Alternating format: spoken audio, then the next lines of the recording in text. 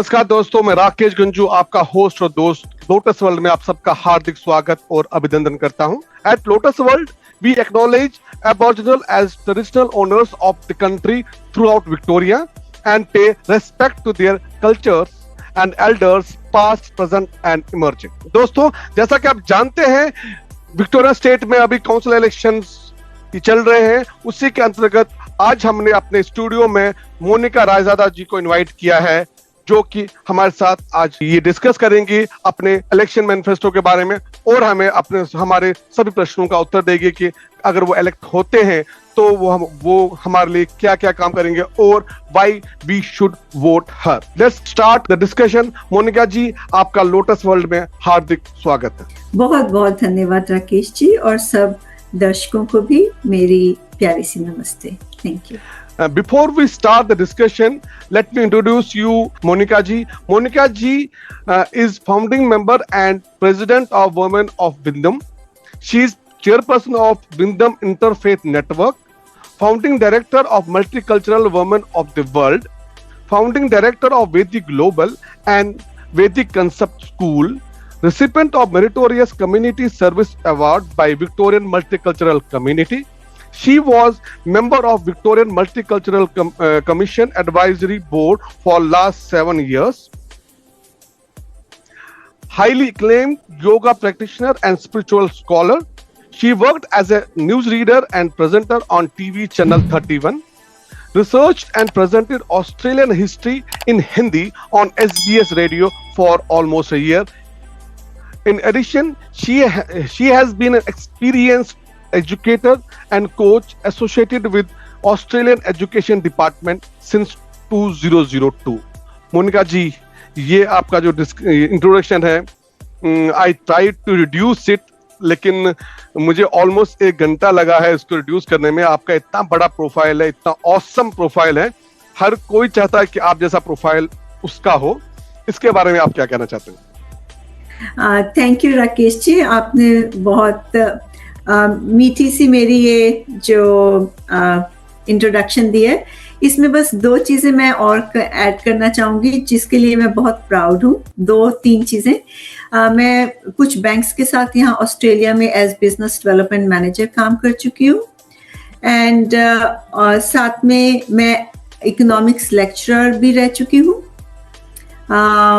तो मेरी ये जो 2 चीजें हैं वो भी I am very proud of it, और I am a practising licensed counsellor as well with my specialisation in couple conflict resolution and parenting.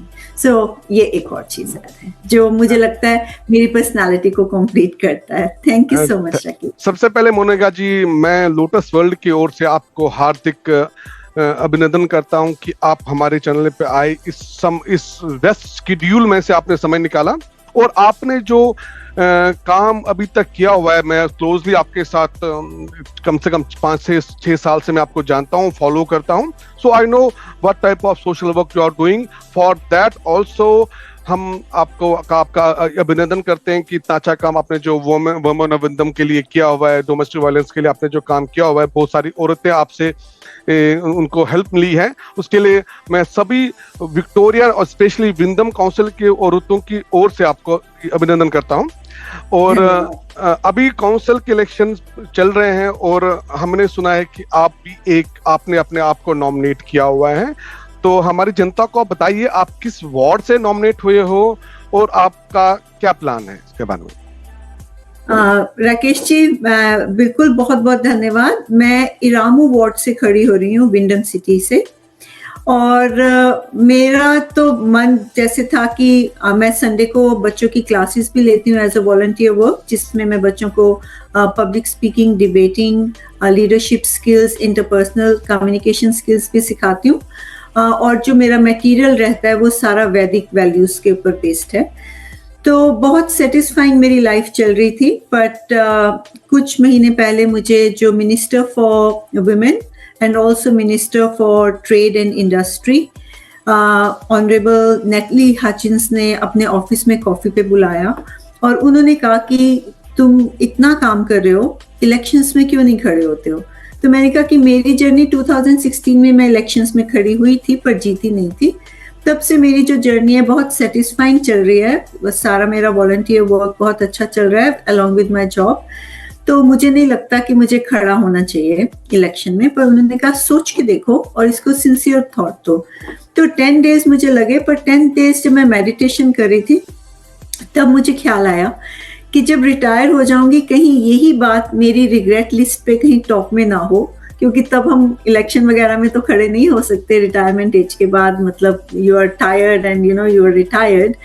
सो तब मुझे लगा कि नहीं, I should give it a go, maybe this is a call from universe. तो मैंने उनको रात को 10:30 बजे मैसेज भेजा कि हाँ आज मेडिटेशन में ये लगा है कि हाँ मुझे खड़े होना चाहिए। तो मैंने सोच लिया कि खड़ी होंगी, और within half an hour उनका जवाब भी आ गया कि I would like to see you blossom. क्योंकि अपने ऑफिस में जब उन्होंने बुलाया यही कहा कि मैं 12 साल से देख रही हूँ कि तुम लगातार काम कर रहे हो, your heart is at the right place, or being part of Victorian Multicultural Commission Advisory Board for 7 years, you have given us so much of input on changing the policies, where the legal system should change and all. So you should give it a go. तो बस यही लगा। और obviously क्योंकि मैं, आपने जैसा कहा अपनी इंट्रोडक्शन में कि आप मुझे 5-6 साल से जानते हैं, तो पिछले 12 साल से मैं ग्रास रूट लेवल पे लड़कियों की मदद कर रही हूँ। मैं ऐसा सोचती हूँ कि ये डोमेस्टिक वायलेंस नहीं होती, मोस्टली केसेस में कपल कॉन्फ्लिक्ट होता है, तभी मेरा जो सक्सेस रेट है, मैं दोनों से बात करती हूँ, 99% है। और पिछले 10-12 साल से जो जिनकी भी मदद की है वो टच में भी रहते हैं, और उनको देख के बहुत खुशी भी होती है कि उन्होंने जो चेंजेस मैंने सजेस्ट किया उन्होंने वो अप्लाई किए अपने लाइफ में, और अपने हस्बैंड वाइफ आपस में खुश रह रहे हैं, और मोर इम्पॉर्टेंट उनके बच्चों को एक सेफ होम मिल रहा है जिसमें कि वो बहुत अच्छे से ब्लॉसम कर सकते हैं। मोनिका जी, सबसे पहले जो जिस वार्ड से आप इलेक्शन के लिए नॉमिनेट हुई है, इरामो वार्ड, उस वार्ड में कौन कौन से सबब्स आते हैं? राकेश जी, जो मेनली आ रहे हैं उसमें पार्ट ऑफ वेरी भी है, जिसमें मेनली है हापली स्टेट जो नई स्टेट आ रही है, विंडम वेल का पार्ट है, और मैम्बोरीन है, और साथ में लिटिल रिवर है। तो ये मेनली ये वाले सबब्स मेरे इरामो वार्ड में आ रहे हैं। और मैं ये भी बताना चाहूंगी कि मोस्टली जो एग्जिस्टिंग काउंसलर्स हैं वो सभी बहुत अच्छे से जानते हैं, क्योंकि उनके साथ मैं मिल के काम करती हूँ। तो मैंने ये सोचा था कि मैं कोशिश करूंगी कि जहाँ से कोई भी एग्जिस्टिंग काउंसलर नहीं खड़ा हो रहा, मैं उस वार्ड से खड़ी होंगी। और लकीली इरामो वार्ड से कोई भी प्रेजेंट एग्जिस्टिंग काउंसलर नहीं खड़ा हो रहा, तो फिर मैंने ये इरामो वार्ड इसीलिए चुना। हम इस वार्ड के बारे में आगे चर्चा करेंगे, लेकिन सबसे पहले मैं आपसे एक प्रश्न करना चाहूंगा कि आप का जो हाउ टू वोट का जो कार्ड है, तो अगर आप वो हमें शेयर करेंगे ताकि हम वो अपने दर्शकों के साथ शेयर करेंगे स्क्रीन पे, जिससे उनको पता चलेगा कि उनको वोट कैसे करना है। क्योंकि जो ये इंडिया का इलेक्शन नहीं है, यहाँ पे एब्सोल्यूट वोटिंग होती नहीं है, प्रोफेशनल वोटिंग होती है। So they have to vote each and every candidate. तो अगर आप कृपया करके हाउ टू वोट कार्ड दोगे तो हम इस स्क्रीन पे यहाँ पे वो डिस्प्ले कराएंगे। अब की बार जो मेरा नाम है वो जो कैंडिडेट्स हैं उनकी लिस्ट में टॉप पे है, क्योंकि ये लकी ड्रॉ से डिसाइड होता है कि किसका नाम टॉप पे जाए। तो ऑब्वियसली मैं रिक्वेस्ट करूंगी कि मुझे नंबर 1 ही दें, और मैं नंबर 1 पे ही हूँ।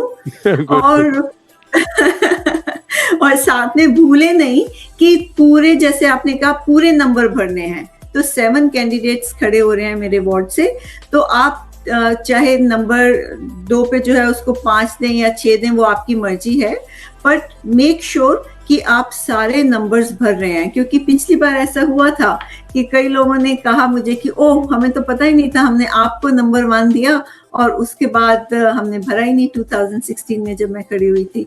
तो प्लीज सबसे ये रिक्वेस्ट है कि वोट करें, टाइम से करें। ये पोस्टल वोट होगी, 7th, 8th, 9th अक्टूबर को बाय पोस्ट भेज दी जाएगी। तो आप भर के मेक श्योर कि 25 अक्टूबर से पहले आपकी वोट्स वापस चली जाए, नहीं तो फाइन। 25 अक्टूबर शाम को 5 बजे तक जो भी काउंसिल को रिसीव होंगे ballot paper, they only be consider as a valid votes. और एक और चीज मैं दर्शकों को बताना चाहूंगा कि अगर आप सबको वोटिंग नहीं देते हो, ऑल कैंडिडेट्स को, अगर आपने एक भी छोड़ा तो वो ballot paper will be counted as invalid. तो अगर वो मोनिका जी का सपोर्टर रहा या वोटर रहा तो वो वोट उनको नहीं मिलेगा। इसीलिए भूलिए नहीं, सबको प्रेफरेंस देनी है और किसी दो कैंडिडेट को सेम प्रेफरेंस मत देना। अगर 7 कैंडिडेट है तो आपको 1 to 7 लिखना है। मोनिका जी आगे बढ़ते हैं, एक बहुत बड़ा एक चैलेंज आता है किंडरगार्टन एडमिशंस के बारे में। मैं खुद एक फादर हूँ। When I got moved from south eastern suburb to western suburbs, तो मेरा बेटा he couldn't get admission to any kindergarten in the midterm. तो 6 महीने तक वो घर पे रहा and then after once the new term started then only he got the admission. तो ये हर एक पेरेंट की एक पेन एरिया है कि किंडरगार्टन एडमिशन में लॉन्ग वेट लिस्ट होता है। सो इसके बारे में आप how you will try to resolve this issue अगर वंस यू गेट इलेक्टेड? ये बहुत अच्छा क्वेश्चन है राकेश जी, क्योंकि ऑब्वियसली किंडरगार्टन जब बनता है, जब चाइल्ड केयर्स बनते हैं, उसमें इन्वेस्टमेंट हाई होती है। तो इसका मुझे जवाब मेरा ये होगा कि दोनों तरफ से काम करना पड़ेगा कि किंडरगार्टन्स ज़्यादा भी हों, उनकी क्वालिटी भी अच्छी हो। और ऑलरेडी हम जानते हैं कि फेडरल गवर्नमेंट जो है वो कोशिश कर रही है कि जो किंडर में काम करते हैं एम्प्लॉयज़ हैं, उनकी सैलरी भी अच्छी हो, क्योंकि अभी तक ये देखा गया है कि उनकी सैलरी बहुत अच्छी नहीं है, तो बहुत लोग उसमें जाना भी नहीं चाहते हैं। तो सारी तरफ से ही हमें काम करना है। सबसे पहले तो लॉजिस्टिक्स की बिल्डिंग्स अच्छी हो और ज़्यादा हो, गवर्नमेंट उनको सपोर्ट करे। नंबर 2, एम्प्लॉयज़ को भी जब उनकी सैलरी ज़्यादा अच्छी होगी तो ऑब्वियसली ज़्यादा लोग उस जॉब में आना चाहेंगे, तो वो वाली भी प्रॉब्लम फिर ख़त्म होगी। तो जब इंफ्रास्ट्रक्चर है, एम्प्लॉयज़ हैं, गवर्नमेंट की सपोर्ट है, तो ऑब्वियसली ये प्रॉब्लम खत्म हो सकती है। बट शॉर्ट टर्म मेरा जो है वो आंसर ये होगा कि there are many people, many women I will say, I have seen, कि जो घर से भी चाइल्ड केयर चलाती हैं। तो अगर हम और इस बात को वाइडली एडवर्टाइज करें और ट्रेनिंग्स जो काउंसिल है वो अवेलेबल करे ऐसी लेडीज के लिए कि जो घर से चाइल्ड केयर चला सकते हैं, तो शॉर्ट टर्म में ये प्रॉब्लम खत्म हो सकती है। और लॉन्ग टर्म में तो obviously as I said, more infrastructure, better salaries, more training opportunities for women, क्योंकि मोस्टली वुमेन इसमें काम करती है, इसलिए मैं वुमेन कह रही हूँ। Otherwise obviously if men are interested they can join as well. Monika ji, अगला मेरा प्रश्न आपके लिए है जो है कि सेफ्टी एंड रोड रेजेस के ऊपर। वेस्ट एरिया बहुत ही बदनाम है सेफ्टी के तौर पे, यहाँ पे चोरियां बहुत होती है। 2022 दिसंबर के महीने में टारनेट एरिया में 377 थेफ्ट इंसिडेंट्स रिपोर्ट हुए थे with in 2 weeks only, and unfortunately मेरा घर उसमें से एक था। इवन मेरे केस में थीव्स वर कॉट आल्सो, लेकिन nothing was recovered from them because thieves have already sold it. उनके घरों की तलाशी हुई, वहां से कुछ मिला नहीं, तो पुलिस ने भी कुछ फोर्स किया नहीं, because thieves have human rights here but the tax payers like us don't have any rights. So now coming to the actual problem कि जो ये थेफ्ट इंसिडेंट्स होते हैं स्पेशली दिसंबर और जनवरी के महीने में, they are on at the peak. इसको आप कंट्रोल करने के लिए क्या क्या आप उपाय कर सकते हो? राकेश जी, सबसे पहले तो सॉरी कि आपको ये रॉबरी फेस करनी पड़ी। वेरी सॉरी अबाउट दैट, क्योंकि 2017 में मेरे घर में भी हुई थी, तो I can totally relate to it.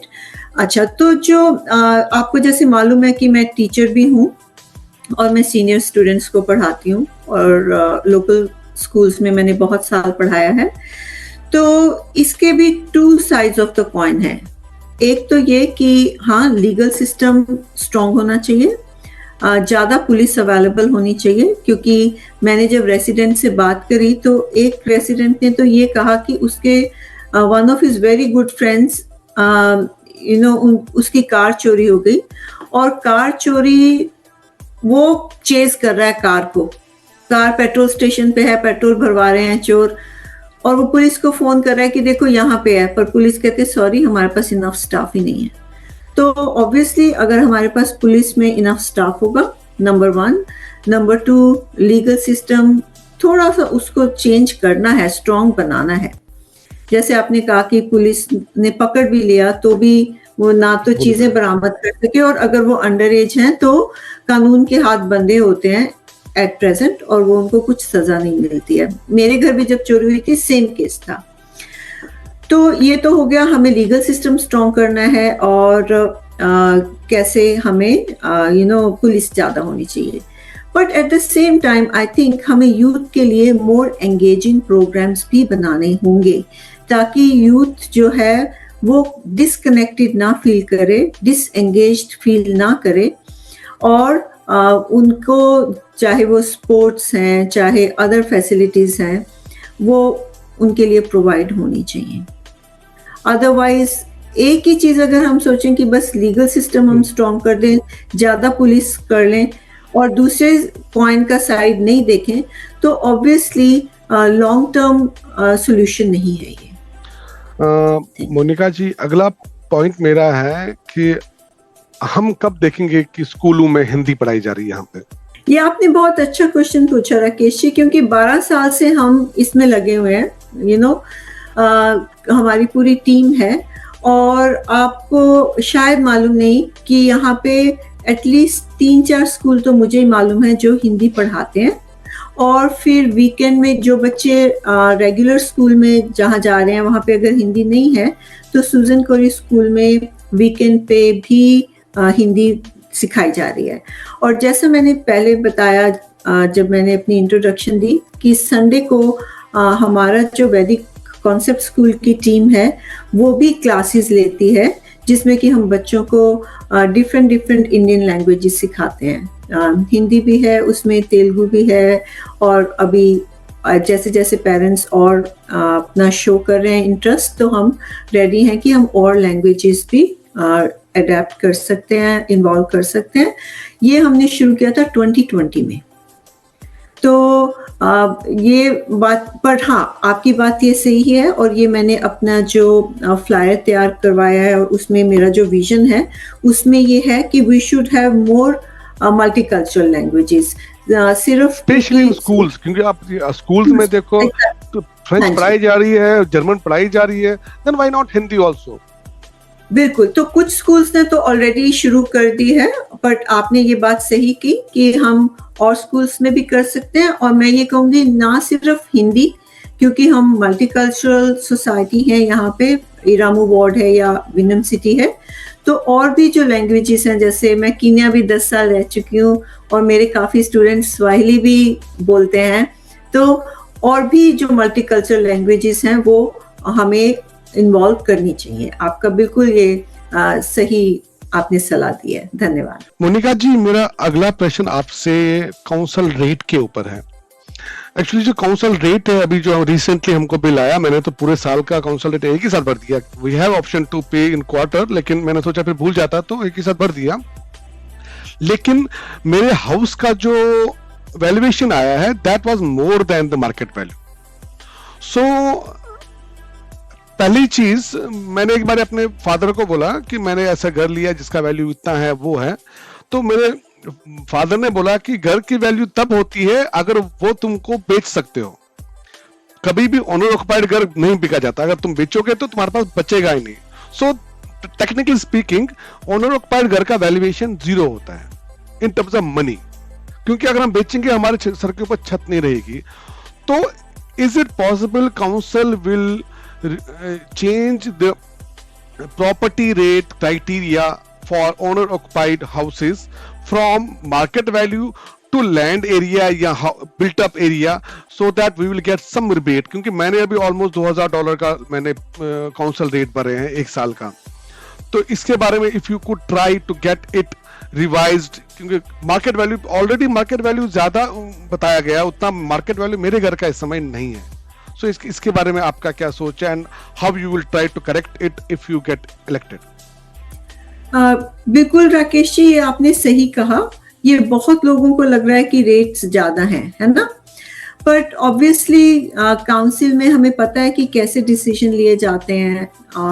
11 counsellors हैं, तो जब भी उनके पास कोई केस ऐसा आता है वोटिंग होती है ना, और उसके लिए आपको सबसे पहले तो इकोनॉमिक्स की नॉलेज होनी ज़रूरी है कि टैक्स है क्या, रेट्स हैं क्या, किस हिसाब से वो कैलकुलेट कर रहे हैं, क्योंकि वो ऐसे ही नहीं बिल्कुल अपने हिसाब से अपनी मर्जी से कर सकते। There has to be a basis जिस पे वो कैलकुलेट करते हैं, है ना। बट हाँ, अगर मेजॉरिटी ऑफ रेसिडेंट्स खुश नहीं है, वो कह रहे हैं जैसे आप कह रहे हो कि आपके घर की तो वैल्यू ही उतनी नहीं है जितनी उन्होंने लगाई है, बट मोस्टली ऐसा होता है कि it is other way round, जो काउंसिल की वैल्यू होती है वो मच लेस होती है। नहीं वो usually, sorry I interrupted you, usually वो सही होता था, पिछले साल तक सही था। इस साल क्या हुआ कि होम लोन के इंटरेस्ट रेट्स कम नहीं हुए हैं, तो उस कारण मार्केट वैल्यू कम हो गया है। लेकिन काउंसिल बोलते ना कि they can not reduce the prices what was quoted last year, they can at least go to that price और इंक्रीज इट। अभी उल्टा हुआ है, पिछले साल जितना वैल्यूएशन था इस बार उससे कम वैल्यूएशन हुई है। So council has to think in this way also कि what is the market going on, कितना हैवी मार्केट है, कितना इस समय प्रोबेबिलिटी मार्केट है, तो थोड़ा बहुत तो उनको सोचना चाहिए था इस साल। बिल्कुल सही बात है आपकी, क्योंकि जब बढ़ाते हैं तब तो ऐसे बढ़ा देते हैं और जब घटाने की बात होती है तो कोई घटा के खुश नहीं है, वो तो हमें पता है हर जगह ही। But obviously given an opportunity, मुझे चांस मिलता है, मैं जीतती हूँ, मैं काउंसिलर बनती हूँ, तो मैं ये मुद्दा जरूर उठाऊंगी और कोशिश करूंगी कि जो लोगों का कंसर्न है वो एड्रेस किया जाए। बिल्कुल। अगला मेरा प्रश्न आपके लिए रहेगा कि आप विंडम वुमेन और विंडम के लिए तो आपने बहुत सारा काम किया हुआ है, लेकिन हमारे जो बुजुर्ग है, सीनियर सिटीजन है, जो कि यहाँ पे रहते हैं, दे फील लोनली। उनको कोई होता नहीं। यहाँ पे इंडिया में क्या होता था कि नीचे चले गए, कहीं कुछ बैठक है, या बूढ़े लोग गांव में होते तो ताश खेलने चले गए या खेत पे चले गए, सिटी में होते हैं तो मंदिर चले गए, कहीं पे भजन होते हैं तो वहां चले जाते हैं। यहाँ पे अकेले अगर होता भी, लेकिन senior citizen can not go alone. तो उसके लिए कुछ अगर जैसे कम्युनिटी हब्स छोटे मोटे या कुछ कैंपेन्स चलाओ जहाँ पे you involve the senior citizen of a particular area, जिससे हमारे जो बुजुर्ग लोग हैं they will get involved. Rakesh ji, आपने ये बहुत अच्छा क्वेश्चन पूछा है। तो एट द मोमेंट हर जगह पे ही सीनियर से क्लब्स हैं जो उनको काउंसिल से ग्रांट भी मिलती है अगर वो अप्लाई करते हैं, और साथ में काउंसिल उनको जो कम्युनिटी सेंटर्स हैं वो काफी डिस्काउंटेड रेट पे भी देते हैं। और मुझे मालूम है कि कुछ तो ऐसे भी हैं जिनको काउंसिल के जो कम्युनिटी सेंटर्स है फ्री में मिल रहे हैं सीनियर्स को। तो इसमें ये इनिशिएटिव लेने की जरूरत है। पर मैंने कई जगह देखा, जैसे स्पेशली जो इरामू वार्ड में मैंने अटेंड किए हैं उनकी सीनियर्स की मीटिंग और उनसे बात भी की है, तो मैंने ये देखा है, और आपका कहना सही है, वहाँ पे जो आदमी लोग हैं सीनियर्स वो तो बहुत रेगुलरली मिलते हैं, ताश भी खेलते हैं, चाय बनाते हैं, अच्छा लगता है। मैं एक्चुअली उनके साथ थोड़ी देर बैठी और मैंने बात भी करी, और एक इवेंट में भी उन्होंने मुझे इनवाइट किया था 60+ जो अपना क्लब है इरामू वार्ड में। तो बट लेडीज जो हैं वो मैंने देखा कि कम थी। वो इवेंट में तो आई थी, पर एवरीडे मैं देख रही थी सिर्फ मेन ही आ रहे थे, ताश खेल रहे हैं, बातें कर रहे हैं, पर लेडीज नहीं थी। तो फिर लेडीज से जब एक दो से मैंने बात की, तो आपकी बात बिल्कुल सही है, उनको ट्रांसपोर्टेशन में भी प्रॉब्लम हो रही है और उनको मोर फ्रीक्वेंटली मिलना मुश्किल लग रहा है। तो उसमें अगर हम ट्रांसपोर्टेशन उनके लिए इजी कर दें, वो फैसिलिटी हम एक्सप्लोर कर सकते हैं। और उनके लिए जैसे आपने कहा कि काउंसिल कोऑर्डिनेट करे, तो कोशिश कर सकते हैं कि काउंसिल के थ्रू ऐसे कोऑर्डिनेशन हो जिसमें लैंग्वेज बैरियर ना हो, उनकी अपनी लैंग्वेज का पर्सन कोऑर्डिनेट करे। तो और फिर इनिशिएटिव लें कि डिफरेंट प्रोग्राम, गेम्स जैसे गेम्स करवा ली, सीनियर सिटीजन की गेम होगी, क्वार्टरली या ईयरली गेम्स हो गई, तो उसमें हम हर कोई गेम डाल सकते हैं, स्पेशली द लिगेसी गेम जो अभी हम भूल गए हैं वो हम ऐड करवा सकते हैं। हाँ, बिल्कुल सही बात है, तो वो हम कर सकते हैं। ये ऑलरेडी अच्छी बात यह है कि जो आपने क्वेश्चन पूछा है, मैं ऑलरेडी उन लोगों से बात कर चुकी हूँ, डिस्कशन कर चुकी हूँ। उन्होंने कहा सीनियर्स और साथ में कई लेडीज जो हैं, जो हाउसवाइफ्स हैं, उनकी भी यही प्रॉब्लम है, और कई सिंगल मदर्स हैं या सिंगल लेडीज हैं, उनकी भी ये प्रॉब्लम है कि उन्होंने कहीं घूमने नहीं जा सकते क्योंकि अपने कामों में इतना फंसे हुए हैं। तो उन्होंने ये कहा कि हम आपको वोट देंगे, आप काउंसिल में आते हो तो प्लीज हमारे लिए ऐसा जरूर करना कि हाँ, हम डेली विजिट्स पे जा सकें, आसपास की जगह घूमने जा सकें एज अ ग्रुप, क्योंकि अकेले जाना उनके लिए मुश्किल होता है। तो मैंने कहा बिल्कुल ये एक्सप्लोर करेंगे, और यही बात आपने भी कही है। मेरा अगला प्रश्न आपसे जो है वो है रिगार्डिंग स्ट्रीट मार्केट। हम इंडिया का स्ट्रीट मार्केट मिस कर रहे हैं। मेलबर्न में, स्पेशली विक्टोरिया की बात बताऊं, यहाँ पे स्ट्रीट मार्केट्स 2-3 है। एक क्यूवी है, क्वीन विक्टोरिया मार्केट है, डैंडीनोंग मार्केट है, और एक और है यहाँ पे लेवर्टन का मार्केट है। सो क्या विंडम काउंसिल हमारे एरिया में कुछ ऐसा स्ट्रीट मार्केट टाइप का कुछ लाने का प्लान है क्या? अभी तक तो नॉट दैट आई नो कि विंडम में ऐसा कुछ प्लान है, पर अभी जैसे मैं ही जा रही थी अपना एवरीडे बाइंग सेलिंग जो हम करते हैं, शॉपिंग ग्रोसरी वगैरह, कल परसों, तो मैं ही सोच रही थी कि जो हमारा एरिया है उसमें कुछ ऐसा होना चाहिए कि लोग बाय एंड सेल तो कर ही रहे हैं, साथ साथ में कुछ फन भी हो, और वही बात आपने कह दी, क्योंकि मैंने देखा है कि मेलबर्न में जब हम जाते हैं तो वहाँ पे कभी लाइव म्यूजिक होता है, और rather than just buying and selling boring सा, वो एक मेला सा लगता है, एक उसमें ना एक लाइवलीनेस सी होती है। तो बिल्कुल आपने सही कहा, हम ऐसा सोच सकते हैं, और काउंसिल में अगर है तो बस हमें प्रोजेक्ट प्लान करके प्रपोजल देना है, और फिर मेजॉरिटी को हम अगर इन्फ्लुएंस कर सकते हैं कि इसके फायदे ज्यादा हैं तो ऑब्वियसली। और आजकल जैसे देखा जाए after lockdown mental health issues बहुत ज्यादा आ रहे हैं, क्योंकि कुछ लोगों को तो वो आदत ही पड़ गई है अंदर रहने की, और वो बाहर मिलना ही नहीं चाह रहे ज्यादा।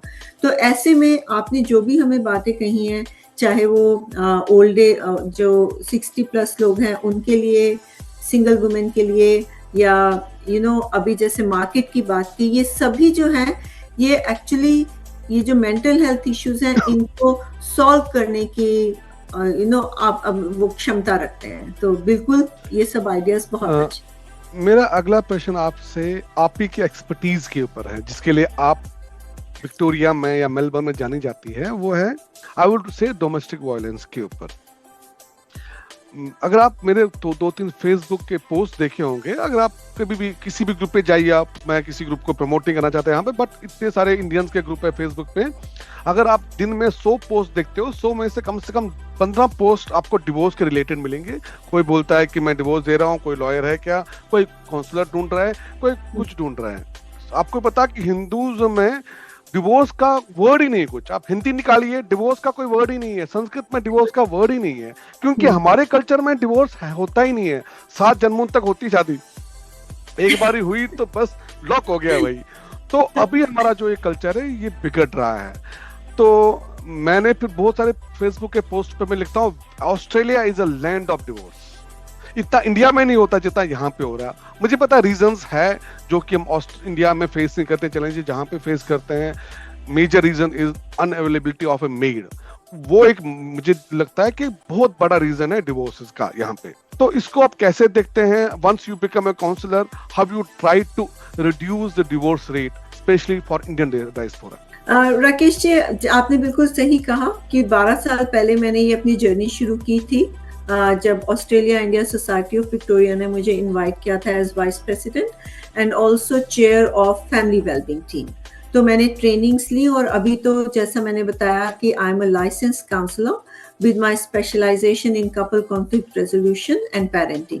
तो मेरा सारा टाइम काम ही ये होता है, but majority of it is my volunteer work.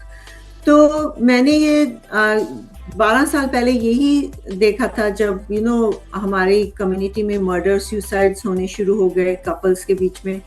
तो रिसर्च किया, उनके फैमिली से बात करी, फ्रेंड से बात करी, साइकोलॉजिस्ट से, और मीडिया वालों से, डॉक्टर से। तो यही बात पता चली कि यहाँ पे सपोर्ट सिस्टम की कमी है। ऑब्वियसली जैसे आपने कहा, इंडिया में हाउस हेल्प अवेलेबल है, जो कि यहाँ पे because wage rate is equal wage rate and minimum wage rate, वो सब चीज़ें हैं यहाँ पे। तो मेड रखना इजी नहीं होता, सबके लिए अफोर्डेबल नहीं होता। बट उसके साथ साथ सपोर्ट सिस्टम की भी कमी थी 12 साल पहले, जो मैंने देखा कि हस्बैंड वाइफ में अगर कुछ अनबन है तो इंडिया में जैसे मामी, मासी, चाची, लंगोटिया यार, किसी से भी तुम बात कर लेते हो, पर यहाँ पे तुम्हारे जो फ्रेंड्स हैं, बहुत कम लकी लोग ऐसे हैं जिनके फ्रेंड्स लाइक ट्रू फ्रेंड्स हैं, बट मोस्टली लोगों के फ्रेंड्स ऐसे ही हैं, बस लंच डिनर पे मिले, बात की, पार्टी की और बात खत्म हो गई वहीं पे, अपने मन की बात तुम नहीं कर सकते हो। तो इसीलिए जो वुमेन ऑफ किंगडम शुरू किया था, ये मेन एम यही था कि सपोर्ट सिस्टम क्रिएट करने के लिए। और जैसे मैंने बताया कि 700 फैमिलीज की हेल्प कर चुकी हूँ, तो उसमें यही है कि एज अ काउंसलर मुझे लगता है, क्योंकि यहाँ पे हम उनका सपोर्ट सिस्टम तो नहीं ला सकते, बट मैं आपको इंटरप्ट कर रहा हूँ। 700 फैमिली को आपने हेल्प की है, उसमें से आपने कितने डिवोर्सेस बचाए हैं जो कि आप ना होती तो हो सकते थे? हाँ बिल्कुल, भगवान की दया से मेरा 99% सक्सेस रेट है। गुड, बहुत बहुत बढ़िया। Thank you. और 10-12 साल से ये काम कर रही हूँ, तो जो कपल्स हैं वो मेरे इन टच हैं अभी भी, चाहे कभी 6 महीने में या 3 महीने में एक बार फोन करके मैं जरूर उनका हालचाल पूछती हूँ कि सब अच्छा चल रहा है, और सुन के बहुत खुशी होती है कि अच्छा चल रहा है। तो उनको क्या जरूरत थी? सपोर्ट सिस्टम की, और काउंसलिंग ने उनको वो सपोर्ट दी। तो मैं चाहूंगी कि काउंसलर्स जो हैं वो रेडिली इजीली अवेलेबल हो, ज्यादा एक्सपेंसिव ना हो, गवर्नमेंट उनको ये सपोर्ट दे सकती है। तो इसके बारे में, once you become counselor, so you will try to get more counselors. बिल्कुल, मतलब अब यहाँ पे काउंसलर आप समझ सकते हैं कि 2 तरह के हम काउंसलर्स की बात कर रहे हैं। जैसे मैं प्रोफेशनली लाइसेंस्ड काउंसलिंग देती हूँ कपल्स को, पर अब जो मैं ऑब्वियसली इलेक्शंस कॉन्टेस्ट कर रही हूँ, वो I want to be a counselor in the council, right? So of course when I am elected I can initiate that कि काउंसलिंग जो है, कपल काउंसलिंग, वो मोर रेडिली अवेलेबल हो और रीजनेबल। इसके डिवोर्स के पीछे मेरा एक और एनालिसिस है जो मैंने देखा हो। एक तो अनअवेलेबिलिटी ऑफ ए मेड हो गया, दूसरा हो गया सपोर्ट सिस्टम हो गया, तीसरा हो जाता है कि न्यूक्लियरिज्म और लोनलीनेस ऑफ द हाउसवाइफ्स। आप खुद सोचो मोनिका जी, आप किसी बंदे को ना कमरे में बंद करो, सब कुछ दो, सोने की थाली में उसको बिरयानी दो या क्या दो, लेकिन उसको बंद करके रखो, आप बंदा कब तक जिएगा वो? तो ये हाल होती है एक हाउसवाइफ की। बड़ा मेंशन दे दो उसको, आप मेंशन दे दो, बंगला दे दो, सब कुछ है घर पे, लेकिन पति सुबह जाता है ऑफिस, शाम को आता है, बच्चे सुबह स्कूल जाते हैं, शाम को आते हैं, पड़ोसी कुछ किसी और कंट्री का है या यहाँ वाला किसी और कंट्री से है, किससे बात करेगी? तो वो औरत ना फिर ये लोनली हो जाती है। ये भी एक रीजन है फॉर डिवोर्सेस। सो इसके लिए मैं चाहता हूं कि आप कुछ एक हाउस वाइफ्स का एक क्लब बनाए मोहल्ले के लेवल पे, जहां पे दीज लेडीज किसी एक्टिविटी के कारण वो मिल जाती है। एक बार मिली लेडीज, उसके बाद उनको कोई रोक नहीं सकता है, वो आपको ही बताइए। सो एटलीस्ट वो इंट्रोडक्टरी जो इवेंट है, अगर वैसे कुछ आप ऑर्गेनाइज करो, दे विल एंजॉय इट।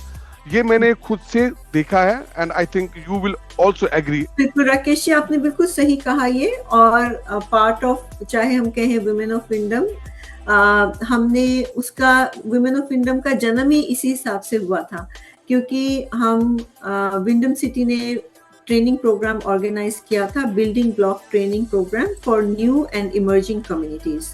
तो वो मैंने फर्स्ट जो उनका राउंड था उसमें मैंने ट्रेनिंग ली थी, और हमने जो प्रोजेक्ट प्रिपेयर किया था वो था वुमेन एट द पार्क। उसका मतलब यही था कि सब वुमेन कैसे हम कनेक्ट कर सकते हैं, कैसे उनको उनकी लाइफ मोर इंजॉयबल बना सकते हैं, मोर फुलफिलिंग बना सकते हैं।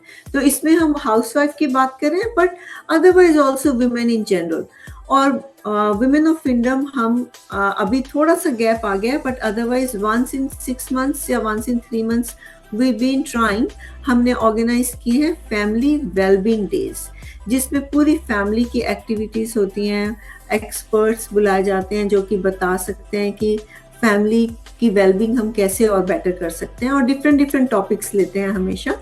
तो वही आपने जो कहा, हम और ज्यादा रेगुलरली कर सकते हैं, और फिर इसकी फ्रीक्वेंसी बढ़ानी पड़ेगी, क्योंकि वन से वाइल करके देखो कुछ भी नहीं होने वाला है। मेरा अगला एक ये प्रश्न है आपसे कि पब्लिक ट्रांसपोर्ट, मैं स्पेशली जिस वार्ड से मैं बिलोंग करता हूँ, I am not your voter, I belong to different ward, लेकिन हर एक वार्ड की स्टोरी सेम है।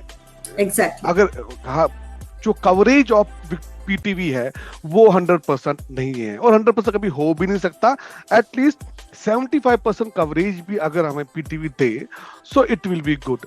अभी मैं अब मेरे वार्ड की बात बताता हूँ, मेरे ख्याल से 30% कवरेज भी नहीं है पीटीवी की।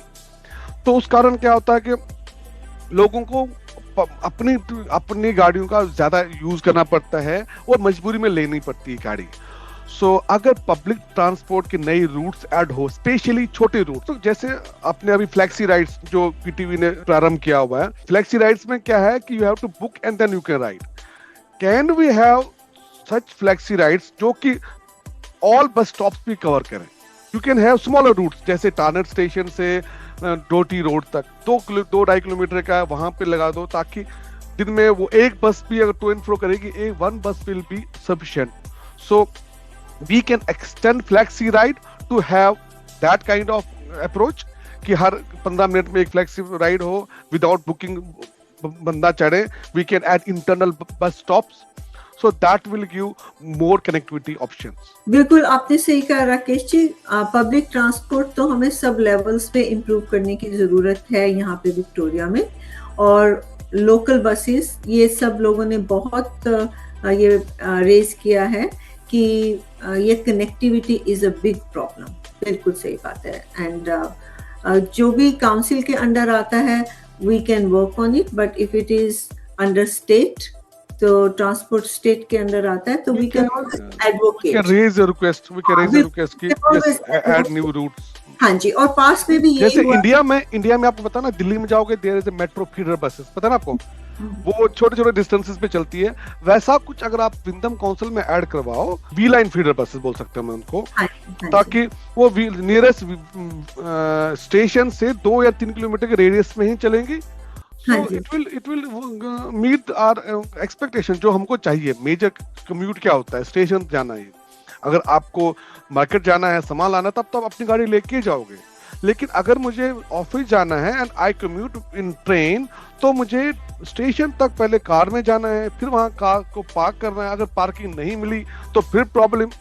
बहुत बारी मैं ऑफिस गया हूँ, टानर स्टेशन तक गया हूँ, वहां मुझे पार्किंग ही नहीं मिली है, तो then I have to come back. क्या करूं मैं?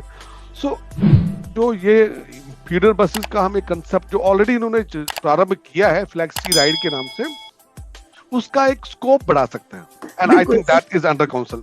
बिल्कुल सही बात है। As a member of Indian diaspora of Victoria, how I will get benefited if you get elected? देखिए राकेश जी, जैसे मैंने पहले कहा कि obviously if I get elected तो पूरे इरामू वार्ड से इलेक्ट होंगे, और पूरे इरामू वार्ड की ही प्रॉब्लम्स सॉल्व करने की कोशिश करेंगे। पर क्योंकि मेरी बैकग्राउंड इंडियन है और इंडियंस मुझे वोट देंगे ये सोच के कि उनकी जो प्रॉब्लम्स हैं वो कैसे सॉल्व हो, और वाकई जब बात की है मैंने रेसिडेंट से, तो काफ़ी इंडियंस ने भी बात की है। तो उसमें जो है सबसे पहले तो उनसे पूछना है कि उन्हें चाहिए क्या। जैसे काफ़ी लोगों ने कहा कि हमारी कोई लाइब्रेरी नहीं है, कुछ लाइब्रेरीज में कुछ हिंदी बुक्स हैं, बट ऐसे नहीं है कि जो हमें बुक्स चाहिए वो इजीली मिल जाए। तो वो एक मुद्दा उठ के आया। बाकी जो हमने बाकी सीनियर्स की बात करी और लेडीज़ की बात करी, वो भी आया। और फिर बाकी उनसे पूछेंगे कि और उनको क्या चाहिए, तो मिल के हम सब ये ऑब्वियसली जब एक तुम्हारी वॉइस जाती है, क्योंकि जैसे हम अगर पास्ट में देखें कि पहले यहाँ पे ग्रीक्स आए, इटालियंस आए, और फिर उन्होंने अपने लोग रिप्रेजेंटेटिव्स काउंसिल में, लोकल गवर्नमेंट्स में, फेडरल गवर्नमेंट में भेजे। तो ऑब्वियसली हम देख सकते हैं कि ग्रीक स्कूल्स हैं, ग्रीक कम्युनिटी सेंटर्स हैं, क्लब्स हैं, स्पोर्ट्स सेंटर्स हैं। तो काफ़ी उनको अपनी चीज़ें, अपनी जो कहेंगे कल्चर को प्रिजर्व करने का, लैंग्वेज को प्रिजर्व करने का बहुत चांस मिला, और कनेक्ट होने का बहुत चांस मिला। जैसे हम जाते हैं इटालियन क्लब में देखते हैं, तो ऑब्वियसली इटालियन क्लब नाम भी है, इटालियंस के लिए बना है, उनको चांस मिलता है इकट्ठे अपनी कल्चर को वो प्रिजर्व करें और सेलिब्रेट करें। तो ऐसा ही हम भी चाहेंगे कि हमारा भी ऐसे सेंटर्स बने, तो बिल्कुल अगर आप इसी केवल प्रश्न को मेरे मैं से का ऐसा ही इस प्रश्न का एक्सटेंशन में पूछता हूँ आपको, what efforts you will do or you will put to raise a request with the federal government or the Victorian government to mark Diwali as a holiday? ये बहुत लॉन्ग पेंडिंग डिमांड है हम सबकी। सो इसके बारे में मुझे पता है एज ए काउंसलर ये आपकी टेरिटरी में नहीं आता है, लेकिन वाइल बिकमिंग अ काउंसलर आपका रीच बढ़ सकता है। जहां पे मैं जाऊंगा उससे ज्यादा आपकी रीच होगी, आपकी बात का वेट ज्यादा होगा। ये आपने बिल्कुल सही बात की। और आज ही सुबह मुझे इनविटेशन आया है प्रीमियर जो यहाँ पे दिवाली सेलिब्रेट करते हैं और सब जो इंडियन कम्युनिटी लीडर्स हैं उनको इनवाइट करते हैं।